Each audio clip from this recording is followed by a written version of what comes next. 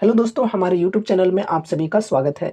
तो आज की इस वीडियो में हम कुछ 3 popular and fundamentally strong ship building stocks के बीच फुल कंपैरिजन करने वाले हैं और देखने वाले हैं कि लॉन्ग टर्म इन्वेस्टमेंट के पॉइंट ऑफ व्यू से ये तीनों में से कौन सी स्टॉक हमारे लिए ज़्यादा बेटर हो सकती है। अभी हम जो तीनों स्टॉक्स के बीच कंपैरिजन करने वाले हैं वो तीनों स्टॉक्स हैं Mazagon Dock, Cochin shipyard and garden rich ship Builders. चलो डिटेल्स में हम अब डिस्कशन करते हैं इन कंपनीज के ऊपर। शुरुआत करते हैं हम यहाँ पर बिजनेस ओवरव्यू से। फर्स्ट कंपनी है यहाँ पर Mazagon Dock Ship Builder. Mazagon Dock Ship Builder is renowned ship building company in India. It is owned by the government of India and managed by the ministry of defence. तो देखो, ये जो company है ये ship building का काम करती है एंड ये गवर्नमेंट की कंपनी, एक पीएसयू कंपनी है जो कि मैनेज की जाती है मिनिस्ट्री ऑफ डिफेंस के द्वारा। आगे देखो, the company primarily manufactures vessels, warships and submarines for the defence sector. तो डिफेंस सेक्टर के लिए ये जो कंपनी है ये जहाज़ें बनाती है, वॉरशिप्स बनाती है एंड सबमरीन्स वगैरह बनाती है। So far the company has built 802 vessels, 802 जहाज़ें अभी तक कंपनी बना चुकी है एंड यहाँ पर 28 वॉरशिप बना चुकी है, 7 सबमरीन्स भी बना चुकी है। काफ़ी बढ़िया बात है। आगे बढ़ते हैं। नेक्स्ट कंपनी है Cochin shipyard. Cochin Shipyard is one of the leading ship building companies in the country. तो देखो, हमारे देश की एक one of the leading ship building company है ये कोचिन शिपयार्ड। आगे बढ़ते हैं। It has a reputation of building and repairing some of the largest ships across the globe. It has built over 21 large vessels, 35 offshore support vessels and 31 defense vessels. तो देखो, ये जो company है इसकी रिपुटेशन की बात करें तो ग्लोबली वाइज ये बड़े बड़े जहाज़ों का निर्माण एंड उनकी रिपेयरिंग करने के लिए जानी जाती है। ठीक है, जो बड़े बड़े जहाज़ होते हैं वो ये कंपनी बनाती है एंड उसकी रिपेयरिंग करने का काम करती है। जैसे हमने सुना था, देखा था कि हाल फिलहाल हमारे देश में एक नई एयरक्राफ्ट कैरियर बनाई गई थी आईएनएस विक्रांत नाम का। ठीक है, तो आईएनएस विक्रांत जो एयरक्राफ्ट कैरियर बनाई गई थी वो इसी कंपनी के द्वारा बनाई गई थी। काफ़ी बड़े बड़े जहाज़ ये कंपनी बनाती है एंड उनकी रिपेयरिंग एंड मेंटेनेंस का भी काम करती है। तो काफ़ी बढ़िया बात है। ठीक है, ग्लोबली वाइज यहाँ पर कंपनी की रेपुटेशन है एंड उसके बाद यहाँ पर देखें तो it has built over 21 large vessels. तो अभी तक ये 21 लार्ज वेजल्स बना चुकी है, 35 ऑफशोर सपोर्ट वेजल्स बना चुकी है एंड 31 डिफेंस वेजल्स भी बना चुकी है। चलो आगे बढ़ते हैं। Apart from ship building the company earn significant revenue from ship repairs as well. तो देखो, शिप बिल्डिंग के साथ शिप बिल्डिंग से तो कमाती ही है, साथ ही साथ यहाँ पर शिप रिपेयर से भी अच्छी खासी कमाई होती है कंपनी की। आगे बढ़ते हैं। Next company Garden rich ship Builders and engineers. तो देखो, Garden rich ship Builders is a premier ship building company which is under the administration of the ministry of defence and primarily caters to the requirements of the Indian Navy and Indian Coast Guard. तो देखो, ये जो company है ये भी ship building का ही काम करती है, लेकिन यहाँ पर बताई जा रही है कि ये जो कंपनी है primarily caters to the requirements of the Indian Navy and Indian Coast Guard. तो ये जो Indian Navy and Indian Coast Guard के जो रिक्वायरमेंट्स होती हैं उनको ये फुलफ़िल करने का काम करती है। इंडियन नेवी के लिए जो भी जहाज़ें बनानी होती है या फिर इंडियन कोस्ट गार्ड के लिए भी जो भी जहाज़ें बनानी होती है वो ये कंपनी बनाकर देती है। ठीक है, it builds vessels, boats, pontoons, barges, fishing trawlers, passenger ferries and fire floats for various customers in and outside India. तो देखो, ये जो कंपनी है ये काफ़ी सारी चीज़ों को बनाने का काम करती है। यहाँ पर देखो, हम ये भी देख पा रहे हैं कि ये जो कंपनी है ये सिर्फ डिफेंस सेक्टर को कैटर नहीं करती है और भी अलग अलग क्षेत्र में जहाज़ों का निर्माण करने का काम करती है। यहाँ पर देख सकते हो और भी अलग अलग इनके काम हैं। जैसे देख सकते हो, फिशिंग ट्रॉलर्स ये कंपनी बनाती है, पैसेंजर फेरीज बनाती है, ये सब काम कंपनी करती है। एंड यहाँ पर जो इनके कस्टमर्स हैं वो इन एंड आउटसाइड इंडिया भी है, मतलब एक्सपोर्ट के ऊपर भी ये कंपनी जो है वो काफ़ी ज़्यादा फोकस कर रही है। आगे बढ़ते हैं। The company also manufactures marine propulsion engines, portable bridges and deck machinery items for its customers. चलो अच्छी बात है। आगे बढ़ते हैं, यहाँ पर हम अब मार्केट कैप को डिस्कस करते हैं एंड ऑर्डर बुक को डिस्कस करते हैं इन तीनों कंपनीज की एंड कंपेयर करते हैं। ठीक है, तो यहाँ पर देखो फर्स्ट ऑफ ऑल पार्टिकुलर्स इधर में दिया हुआ है एंड इधर कंपनी के नेम आप लोग देख सकते हो। अगर यहाँ पर हम मार्केट कैप की बात करें तो देखो ये बिलियन में दी हुई है। मझगांव डॉक शिप बिल्डर्स के मार्केट कैप की बात करें तो 1035 बिलियन है। कोचिन शिपयार्ड के मार्केट कैप की बात करें तो 671 बिलियन और गार्डन रिच शिप बिल्डर्स के मार्केट कैप की बात करें तो 281 बिलियन है। तो देखा जाए तो मार्केट कैप के अकॉर्डिंग सबसे छोटी कंपनी है ये garden rich ship Builders and ये है उसके बाद, और सबसे बड़ी है मझगांव डॉक शिप बिल्डर्स। फिर यहाँ पर हम ऑर्डर बुक की बात करते हैं, ये भी यहाँ पर बिलियन में है।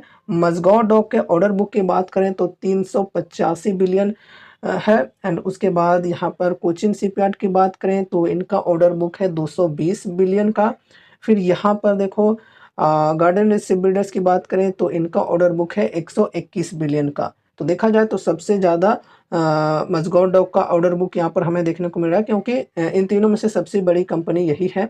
उसके बाद यहाँ पर कोचिन शिपयार्ड एंड फिर गार्डन रिच शिप बिल्डर्स। चलो, order book and market cap के अकॉर्डिंग तो हमने कंपेयर कर लिया कि किस प्रकार की कंपनी है। यहाँ पर देखो वही चीज़ें लिखी हुई हैं पूरे पैराग्राफ में। In the terms of market cap Mazagon Dock ship Builders is the largest company having a market cap of 1035 billion, ठीक है, followed by Cochin shipyard and garden rich ship Builders with a market cap of 671 billion and 281 billion. आगे बढ़ते हैं। However in terms of manufacturing capacity के अनुसार यहाँ पर देखें तो Cochin Shipyard is the largest company. Manufacturing capacity के अनुसार देखा जाए तो कोचिन शिपयार्ड जो है ये लार्जेस्ट कंपनी है इन तीनों में से। Having the capacity of manufacture and repair up to 1.1 lakh dead weight tons capacity ships. तो देखो यहाँ पर जो इनकी मैन्युफैक्चरिंग कैपेसिटी है वो है 1.1 lakh dead weight ton capacity ships, मतलब 1.1 लाख डेड वेट टन की जो कैपेसिटी वाली शिप होगी उनको ये रिपेयर कर सकती है। ठीक है, तो मैन्युफैक्चरिंग कैपेसिटी इनकी काफ़ी ज़्यादा है, इन तीनों में से सबसे ज़्यादा है। फिर यहाँ पर मझगांव डॉक की बात करें तो यहाँ पर on the other hand has a capacity to manufacture 11 submarines and 10 warships concurrently. तो यहाँ पर मझगांव डॉक की बात करें तो इसकी मैन्युफैक्चरिंग कैपेसिटी है 11 सबमरीन्स एंड 10 वॉरशिप बनाने की। ठीक है, उसके बाद यहाँ पर whereas Garden rich ship Builders has a capacity to manufacture 20 warships concurrently. तो यहाँ पर इसकी कैपेसिटी है 20 वॉरशिप की। चलो आगे बढ़ते हैं। इन टर्म्स ऑफ ऑर्डर बुक के अनुसार यहाँ पर जैसा कि अभी हमने वो टेबल में भी देखा तो वही चीज़ें यहाँ पर लिखी हुई हैं सेंटेंस में।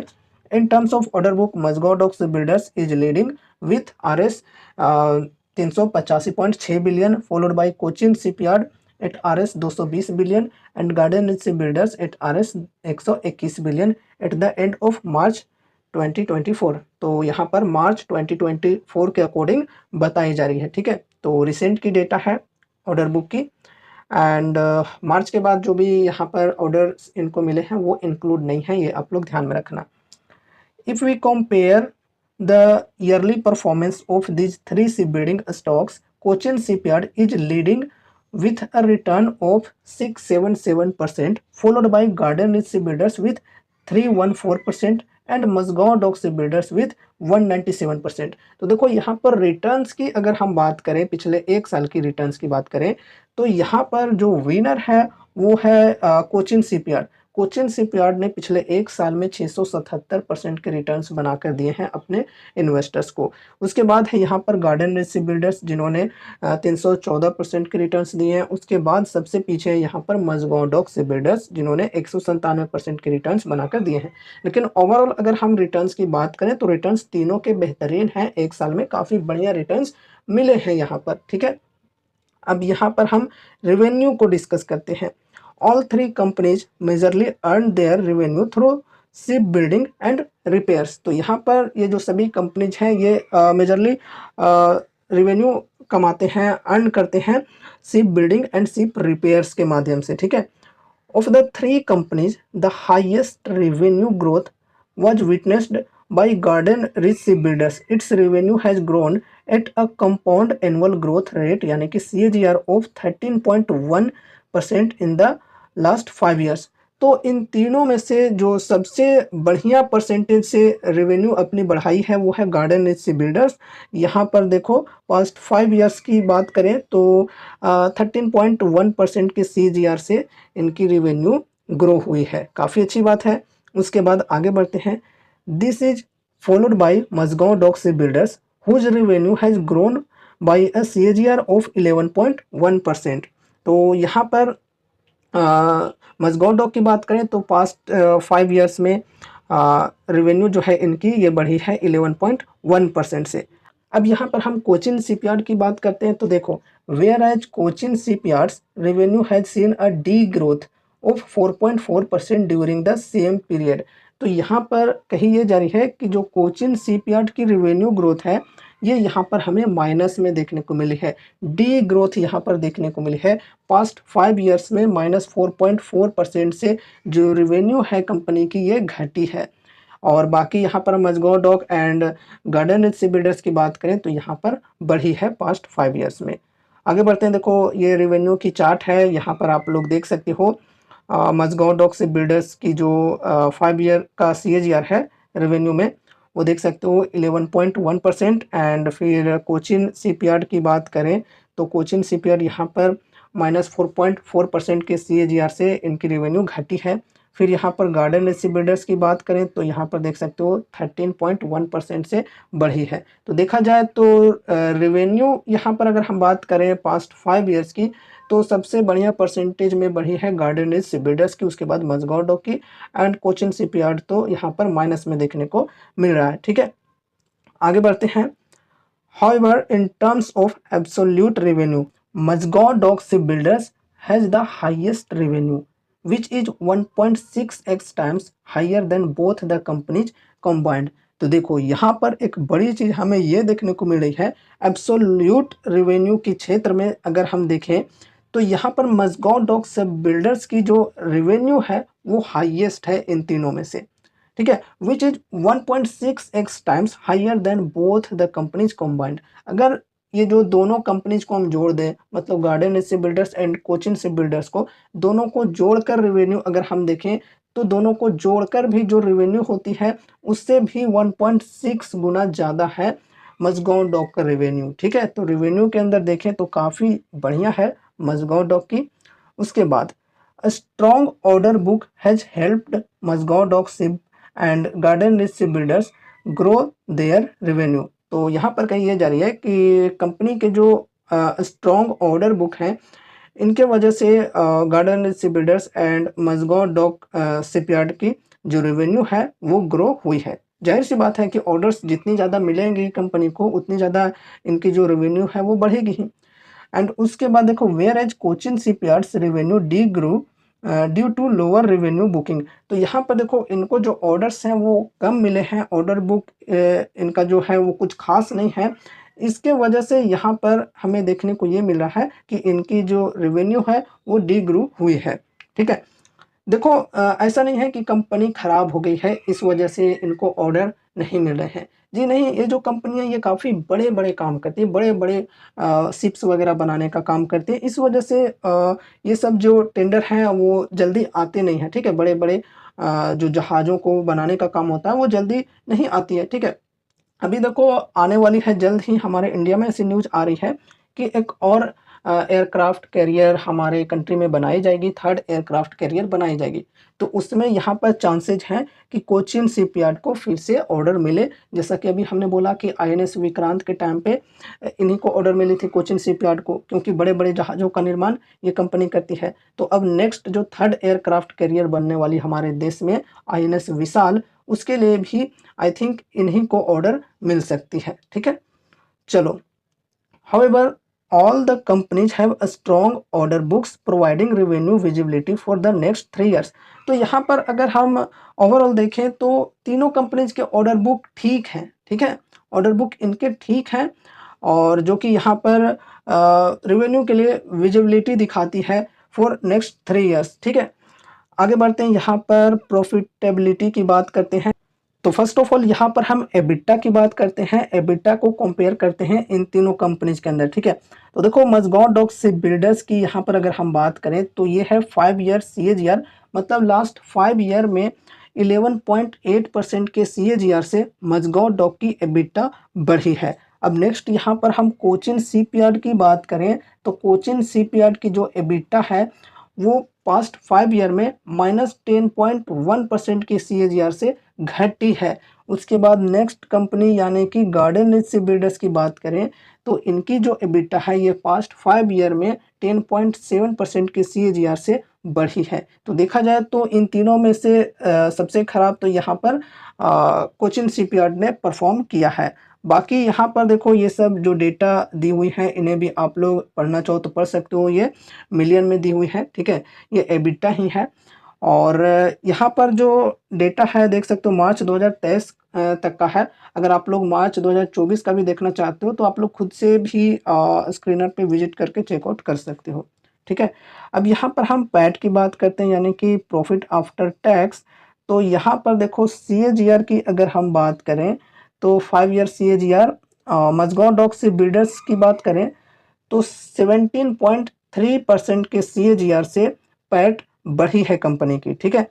उसके बाद कोचिन शिपयार्ड की बात करें तो -8.6% के CAGR से घटी है।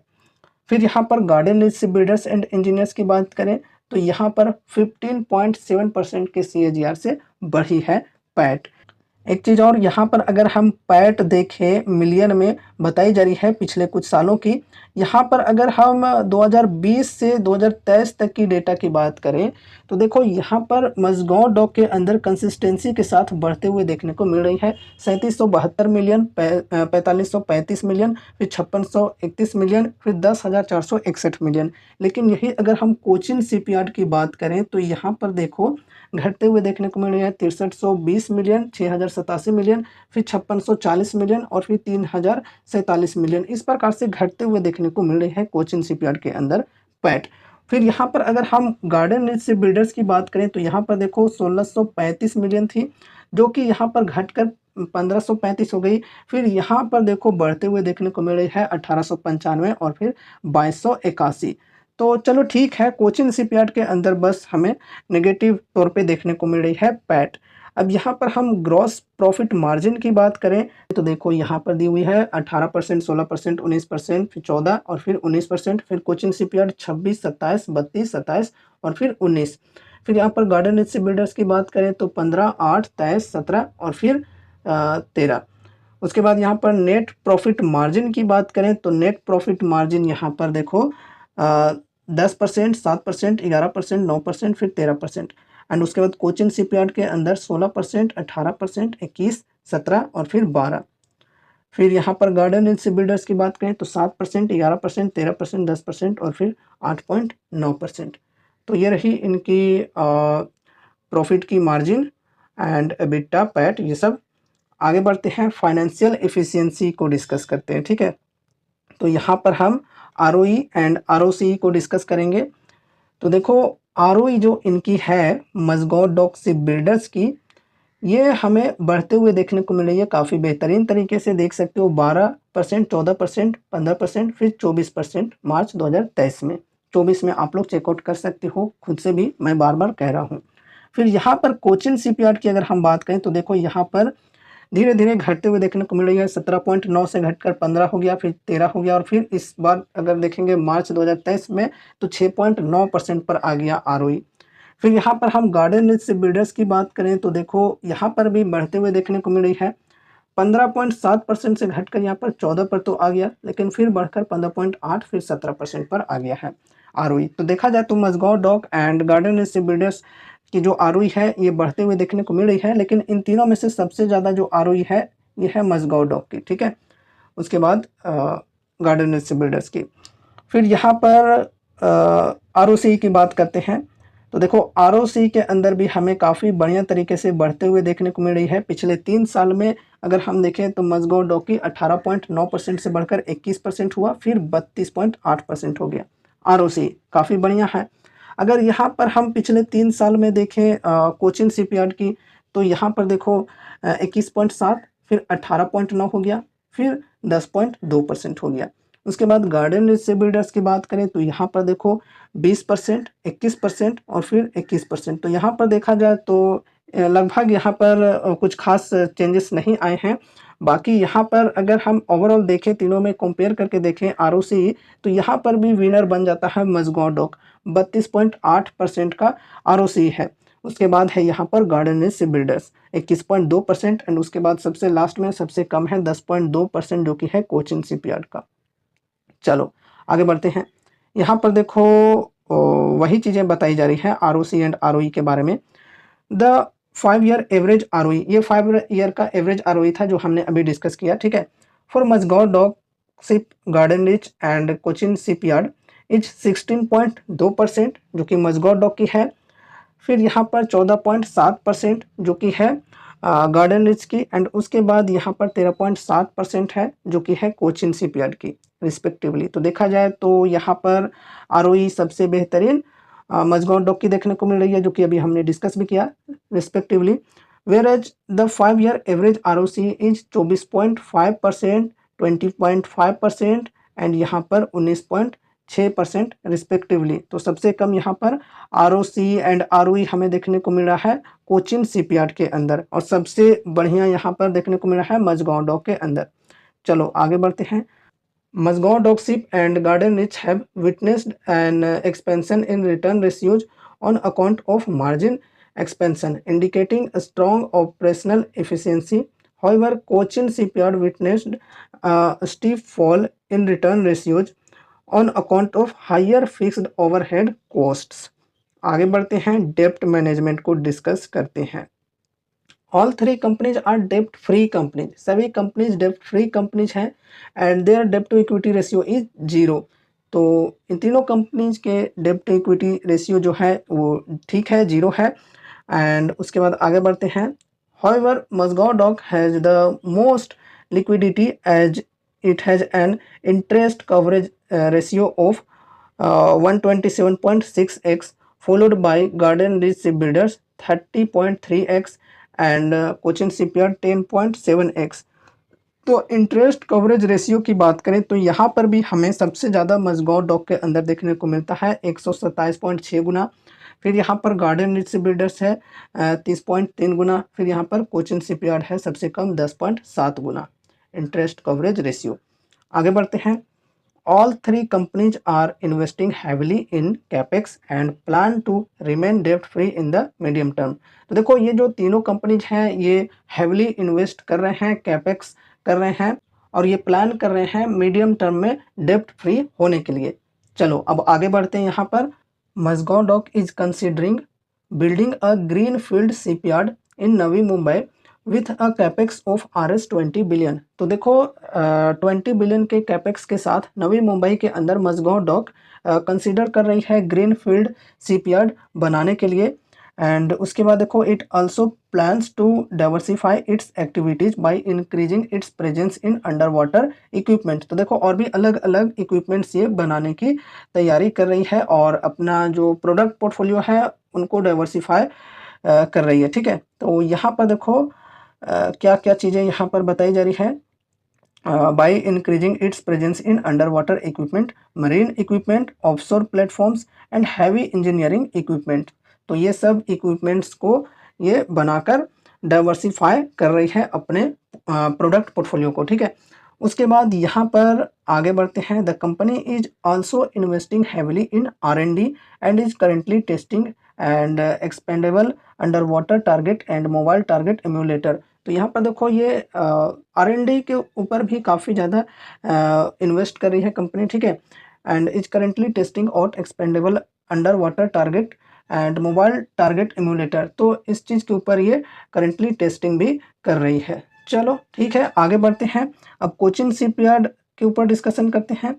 देखो Cochin Shipyard is expanding it's ship repair facility by building international ship repair facility.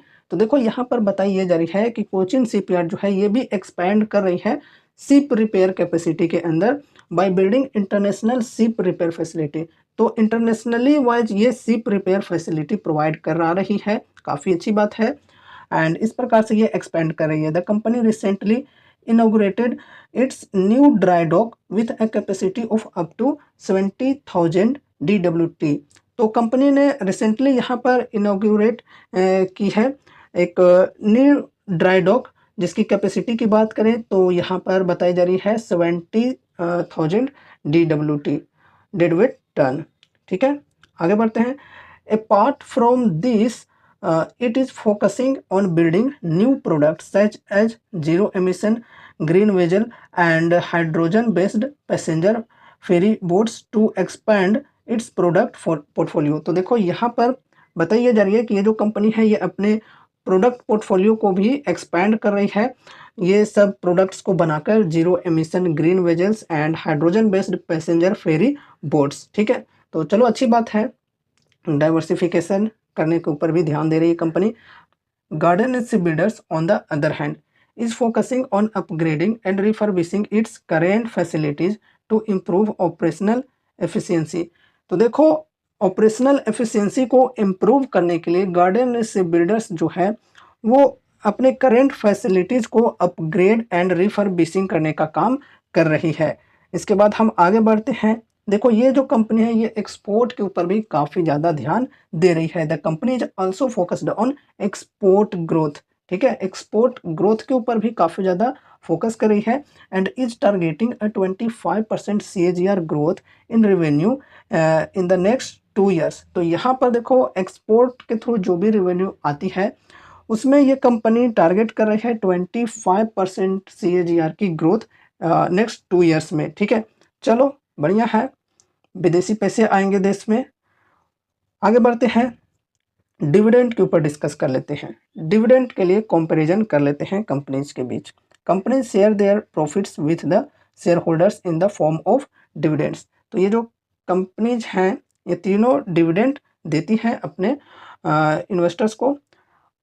A high and consistent dividend is a good sign for a business as it indicates a steady profitability. All three companies pay regular and consistent dividends to their shareholders। चलो अच्छी बात है, तीनों regular dividend pay कर रही है company अपने share holders को। Of the three, Mazagon dock ship pays the highest dividend per share. तो इसमें से सबसे ज़्यादा डिविडेंड मजगांव डॉक ही देती है। ठीक है, in the last 5 years the dividend per share grew by a CAGR of 29%। तो डिविडेंड पर शेयर यहाँ पर ग्रो हुई है 29% के CAGR से मजगांव डॉक के अंदर। गोइंग फ्रॉम 4.5 टू RS16, 4.5 से RS16 तक पहुँच गई है dividend. Its dividend yield and dividend payout average 3.2% and 31.4% respectively for the last 3 years. तो ये लास्ट 3 ईयर्स में डिविडेंड के बारे में यहाँ पर बताई जा रही है सारी चीज़ें। ठीक है, अब देखो आगे बढ़ते हैं।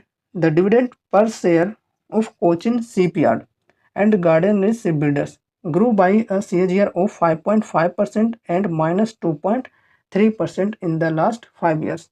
तो यहाँ पर देखो, Cochin shipyard and garden ship builders की डिविडेंड के बारे में बताई जा रही है कि जो डिविडेंड है इनकी वो यहाँ पर कोचिन शिपयार्ड की 5.5% से बढ़ी है, जबकि गार्डन शिप बिल्डर्स की जो डिविडेंड है ये घटी है। डिविडेंड देना कंपनी ने काफ़ी कम कर दिया है, -2.3% से घटी है इन लास्ट 5 ईयर्स यहाँ पर बताई जा रही है डिविडेंड के बारे में।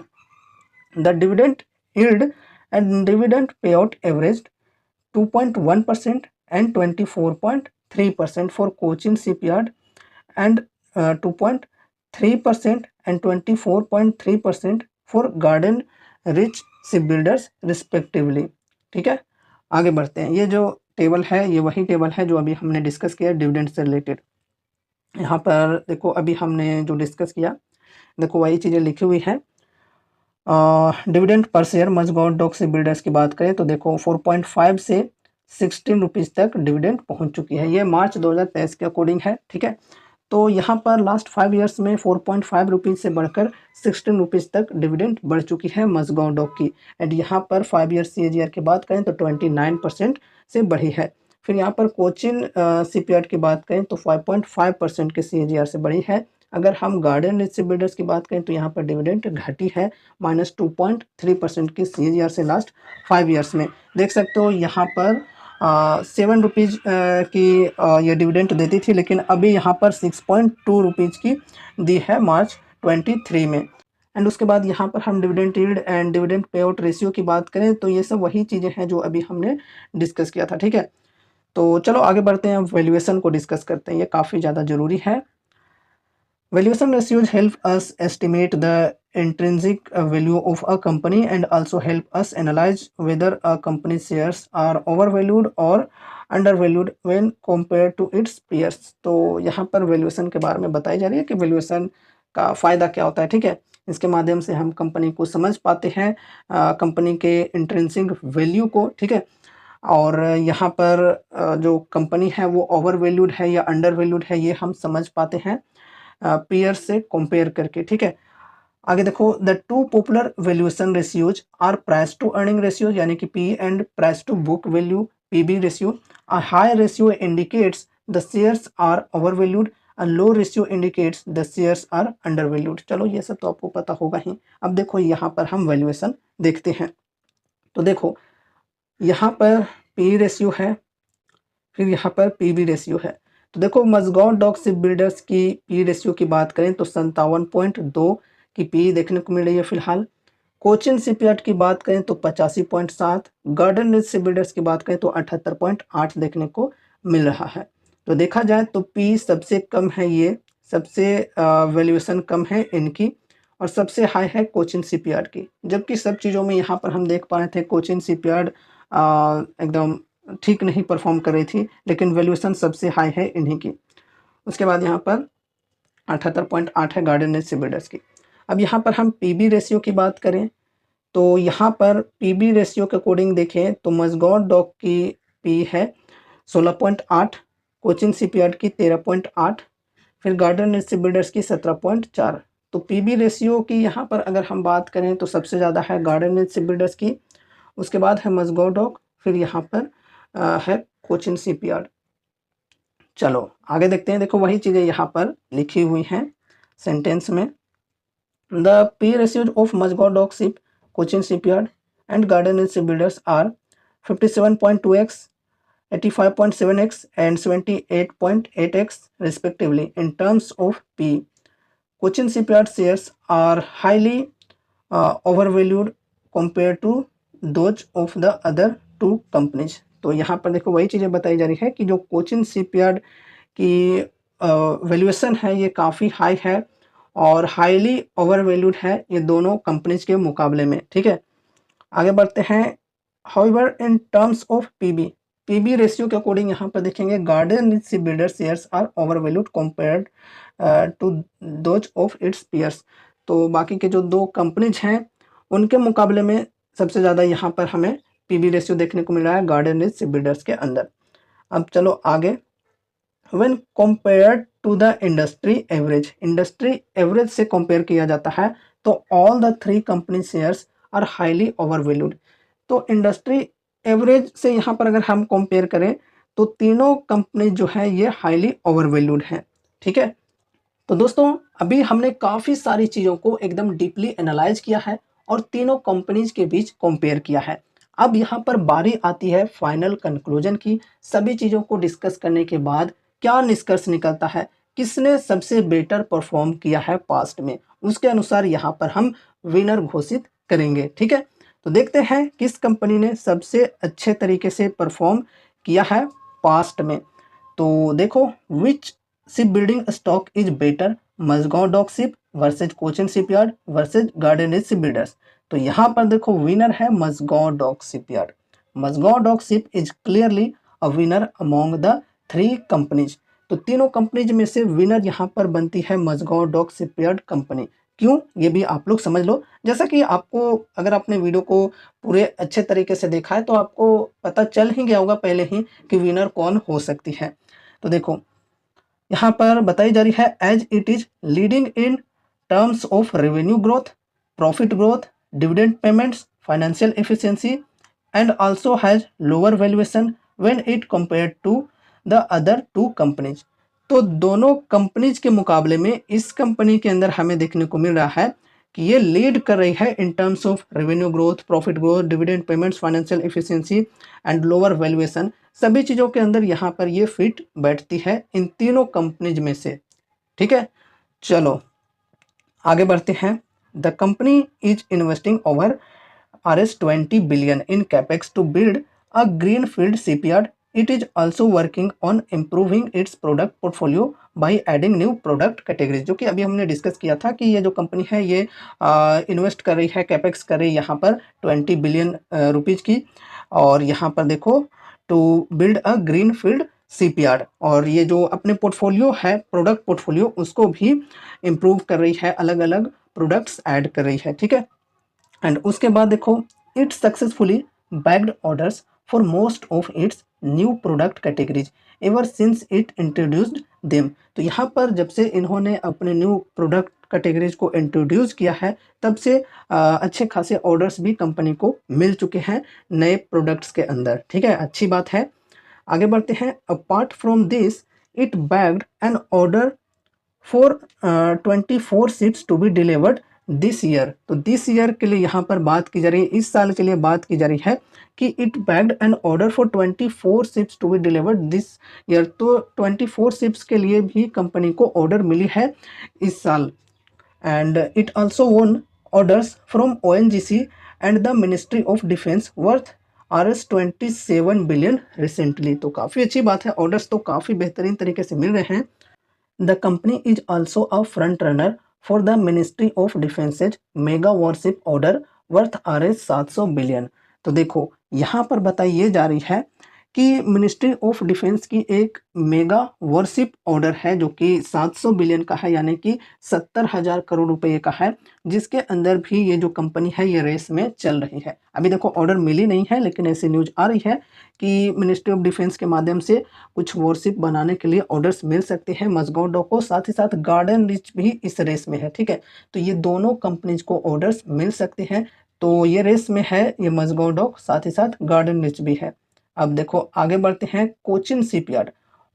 Cochin shipyard on the other hand is focusing on capacity expansion and new product development. Its recently opened new dock has helped the company secure orders from UK and Norway companies to build hybrid vessels and dry cargo vessels. तो देखो ये जो company ये भी expansion के ऊपर काफ़ी ज़्यादा ध्यान दे रही है, एंड जो अपना न्यू प्रोडक्ट डेवलपमेंट है इसके ऊपर भी ध्यान दे रही है। एंड साथ ही साथ यहाँ पर जैसा कि अभी हमने डिस्कस किया था कि ये इंटरनेशनली भी काम कर रही है। तो इंटरनेशनली यहाँ पर अगर हम देखें तो कंपनी ने कुछ ऑर्डर्स भी सिक्योर किए हैं। Company secure orders from UK and Norway companies, ठीक है, to build hybrid vessels and dry cargo vessels. At the start of 2024, it bagged another international order from a European client। तो देखो ये जो company है इसने 2024 के स्टार्टिंग में अनदर ऑर्डर भी लिए थे एक यूरोपियन क्लाइंट से। चलो ठीक है, अच्छी बात है। एंड उसके बाद आगे बढ़ते हैं।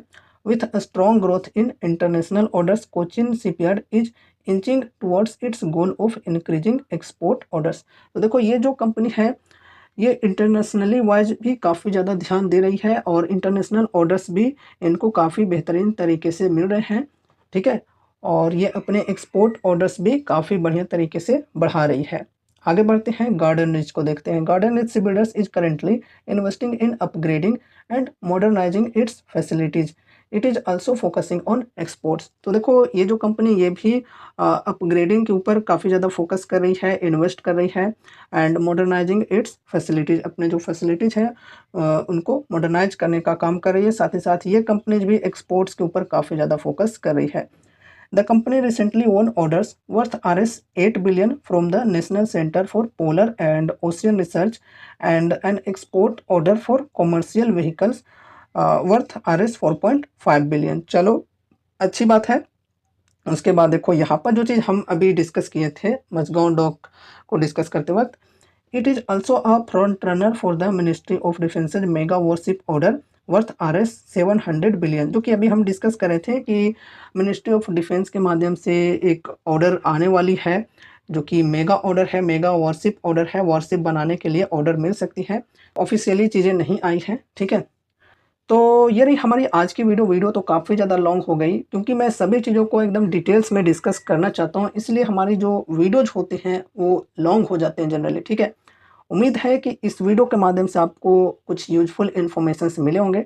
अभी हमने तीनों शिप बिल्डिंग स्टॉक्स के बीच फुल कंपैरिजन किया है।